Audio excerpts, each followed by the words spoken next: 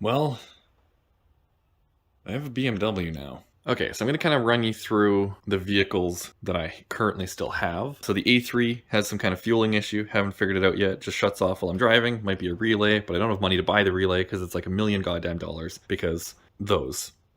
That's why it's expensive. So that thing only stays running for about like a half hour and then it just shuts off while I'm driving, so that sucks. The Q7 on Christmas Eve was going to my dad's house and all the oil just decided that it no longer wanted to be in it anymore. So that left and I haven't figured out where it's leaking from because I can see it leaking from like 3 different places. And I don't know if something is just like broken and it's just like spraying and then it's leaking down from 3 different places where the oil is dripping, or if it's actually leaking from 3 different places because I can't see in there because everything is so cramped and I can't take a 4.2 liter V8 out in this garage because it's not big enough to drop the entire subframe engine and transmission and then lift the body off of it. So I'm not sure what I'm doing with the Q7 now. The Integra, I tried to find a parts car and, well, okay, so before we get into that, I'm just going to talk about how I went back in time. Because back in 2014 to 2016, my daily driver was my truck, or like weekend daily driver, and then like off-roading and like fun stuff or whatever. And like going to Starbucks because it's a truck and that's what they do. Because like trucks don't actually seem to do anything now, they just go to Starbucks. So I had to jump on that bandwagon, of course. And then I had my Acura TL at the time, which was, like reliable Acura daily driver. That was for like road trips and stuff because better fuel economy and whatever. And then I had my Nissan 240SX for doing skids. So here we are, and I have my truck back on the road because I just switched my insurance company to the same company that my house insurance is with. So now that's insured again because of that whole stupid situation with the truck where some kids vandalized it. They smashed the taillight, the rear window, the mirror, stole the fender flares, stole the light bar, stole the stereo. And then when I made an insurance claim on it because it was vandalism, the person from the insurance company told me that the stereo and everything is included because it was affixed to the vehicle. And then the adjuster that showed up to do the appraisal, he was telling me that no, it's not included. And I said, well, I just talked to the girl from the insurance company and she told me that it is. And he's like, no, I've been doing these my whole life, blah, blah, blah. And he went on this whole, like, I know more than you because this is my job, and started talking down to me about how I don't know what I'm talking about. And I was like, okay, well, this person at the insurance company that I'm getting the money from for the repairs told me that it's included. So if you want to include it, here's the receipts and everything for it. And he's like, no, blah, blah, blah, we're not doing any of this. None of that's there. Look at this rust on the rockers, blah, blah, blah. I have enough information. And then he just left. And then he told the insurance company that it was $1,000 in repairs. And me, not knowing at the time, figuring looking at the truck, it probably is $1,000 for the taillight, the window, and the mirror.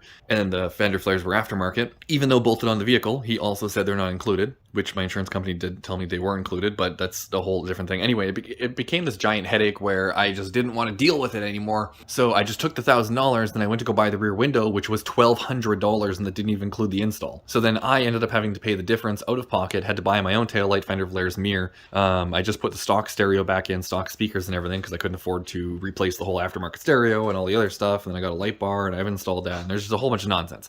Anyway, I got the vehicle fixed. I called my insurance company to tell them that it was fixed, to put it back on the road. They put it back on the road, and then I guess in his notes, he said that the vehicle was not roadworthy because of a rust hole in the rocker panel. So my insurance company took the vehicle off of my insurance, and they said, no, you need to get another safety done. And because the truck was sitting for so long, it had rust on the rockers, so I have to change my rocker panels, and I don't have time to do that because I was working 5 to 6 days a week, 10 to 12 hours a day. So I don't have time to bring the truck into a garage to cut everything off and fix it, which I was trying to do at my dad's house, but that was while I was currently not at work. And then I was back at work and I didn't have time to do it, and now that I'm not at work, the truck doesn't fit in here, so I can't do it in here because the truck's too long. It doesn't physically fit.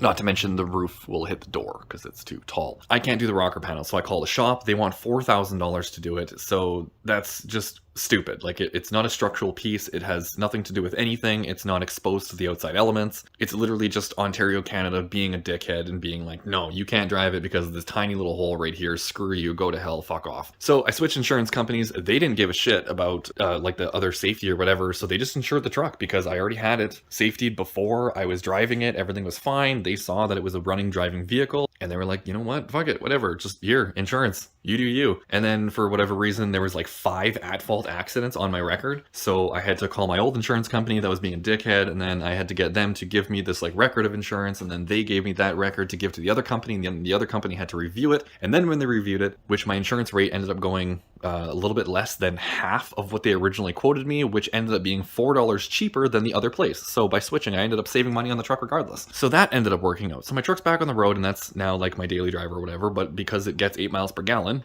and it's a tuned Hemi, so it takes premium, so I need 91 octane in it. It costs about $200 to $250 to fill that thing up, and I get about 350 to 400 kilometers a tank. So that like really fucking sucks. So I needed something more fuel efficient. So I was thinking, okay, the Integra. So I'll put that on the road because that's super cheap. And I was trying to find a parts car. And then I went on Kijiji, Auto Trader, eBay Motors, and then a few Honda forums just to try and find something in Canada because COVID. So I can't go to the States to go import a vehicle, and then to import a vehicle, I have to phone an import company and they have to do it, and then it costs even more. So not worth my time to be importing something from the States because I can't get anything. So I'm only looking in Canada. I only found 6 DA Integras for sale. The cheapest one that I found was a 1991, so it was a year older than mine, had 280,000 kilometers. It had a knock in the engine, so the engine was toast because it's probably been running that for a long time, so it probably had the piston slapping into the wall a million times. The body had a hole completely through the floor down on the bottom. The person showed a picture going up and you could see the carpet, and they wanted $2,000 for it. $2,000 for a 91 DA Integra not running with almost 300,000 kilometers on it. So when I found out how much those were, I decided that I'm going to sell mine. So that's the A3. It won't stay running. I can't afford to fix it. Q7, leaking oil. Can't figure out where it's coming from. Wouldn't be able to work on it in here anyway, so I have no idea what I'm doing with that yet. The Integra, I can't find a parts car, so I can't fix any body panels without making them all by hand. And at the end of the day, it's worth a ridiculous amount of money for some stupid reason. So I figured I'd put it up for sale and just kind of see what I can get for it. So I have for $2,500 right now, and I've been receiving messages like crazy. One person from Toronto even messaged me saying that I have the car listed ridiculously low, and if he had a way to get here because of lockdowns, they can't come from Southern Ontario to Northern Ontario, he would have bought it without question. Apparently, I've listed it low at $2,500 goddamn dollars for a DA Integra that has some rust holes in it, and the exhaust is broken and the starter's going. Like, why are these so expensive? I don't understand. Like, I'm not really complaining. Well, I was because I couldn't fix my car because I can't find a parts car, but at the same time, not really, because my car's worth a ridiculous amount of money now. It's what it is. But going back to the whole like time travel thing, my daily driver was the truck. My daily driver is now the truck. I was going to have the Acura as like my summer daily for like better fuel economy. I was going to have the Acura for the summer daily as better fuel economy. And then I had the 240SX for skids, and now I have an E36 for skids. But the difference is this is also going to be the daily. So I'm just kind of like merging two into one. So this is like the adult version. Like I'm not having 3 vehicles anymore. I'm going to have 2. And now getting to the BMW itself, I don't know anything about these. Until I bought this, I didn't even know that this would have been an E36. If someone said, oh, an E36, I would have been like, oh, wow, with ethanol? Like, I don't understand. Like, I don't know what that means. We got little 15-inch spinny boys. Those are there. The car is green. It has a beige interior. Yeah, okay. Oh, God, my everything. I did see on a few forums that a lot of people wanted this one with, like, the buttons on this thing, whatever this is called. Computer board, onboard computer. OBC. Apparently people want the one with all the buttons, so I'm assuming that's good that it has it. I really have no idea. It's a manual, so that's neat.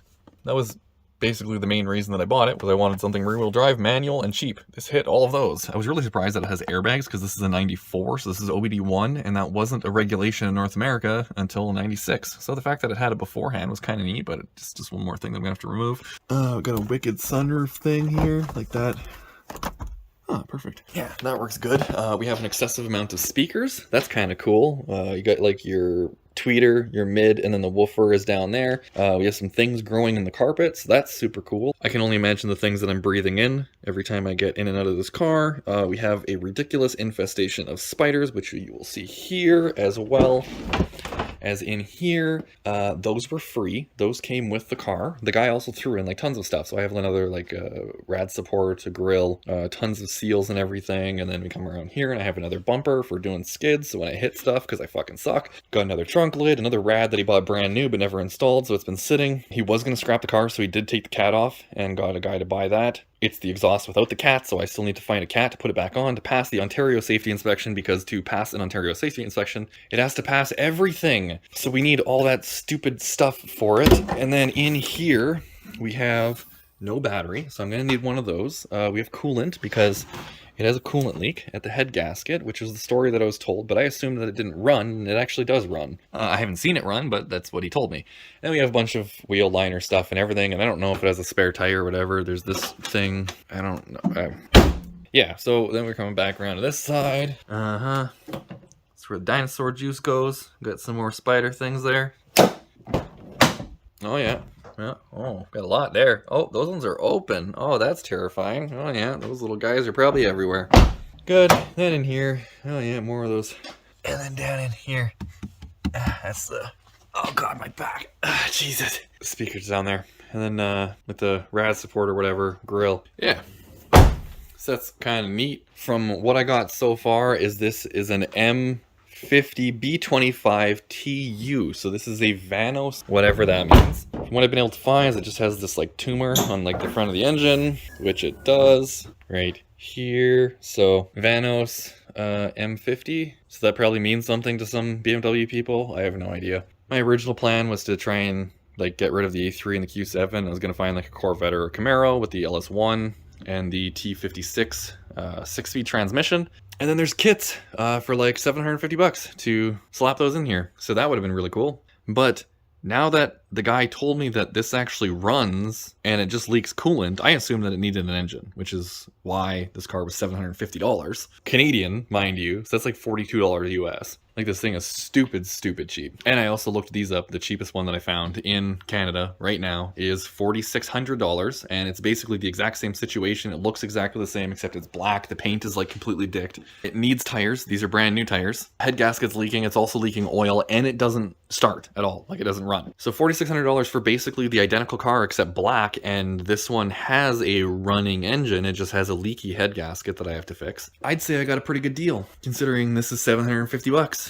And I traded my B5A4 for this. So I didn't actually spend anything, and then B5A4, I bought that for $150. A friend of mine helped me tow it to town. I got a starter, some wheels and tires, used. I think I was about $750 into the car. So basically it was a straight trade, one for one. I spent $750 on the B5A4, and now I just traded that invested money for this one. Then we got this thing here. It leaks coolant from somewhere. So like, okay. So this is everything that I know about BMW so far, okay? We have this here. The sucky things happen. They all go in here, and it goes through all of those into here, and then the fuel sprays everywhere. And then those have the little pops and stuff, and then it expels it out here, which then goes out. Well, actually, no, it just goes out to about there because the rest of the exhaust is over there. And then that makes the thing spin, and then the thing spins the other spin thing, and then that goes down, and then it makes these spin, and then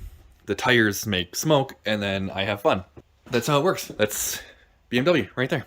I think by that analysis of how this car works, you can already trust everything that I say, that I know everything about BMWs. But anyway, this is my 1994 E36. 325i, has a M50 B25 TU, Vanos M50, 5-speed manual, rear-wheel drive, blah blah blah, gross interior, it's like growing things, it's infested with spiders. I got it for $750, it has 100,000 kilometers on it, and this is going to be my new daily eventually, and then I'm going to do skids with it and probably ruin the car, and it's going to be super fun. So like, share, subscribe, or do whatever, I don't care. I'm not telling you what to do.